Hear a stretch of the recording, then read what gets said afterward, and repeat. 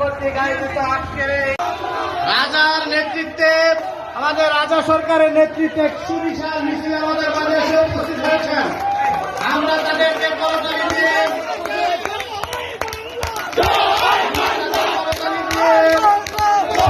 জানাই। ইতিমধ্যে আমাদের মাঝে সংগ্রামী সভাপতি যিনি 1 থেকে 57টি ওয়ার্ড কিনে কিনে গ্রহণ করেছেন সেই প্রতীয়মান ব্যক্তি আমাদের গাজীপুর মহানগর আওয়ামী রাষ্ট্রপতি লীগের সংগ্রামী সভাপতি জনাব আসাদুল কবির ভাই আমাদের মাঝে এসে উপস্থিত হয়েছেন। তাকে আমি বিনীতভাবে অনুরোধ করছি আমাদের মঞ্চে এসে আসন গ্রহণ করার জন্য।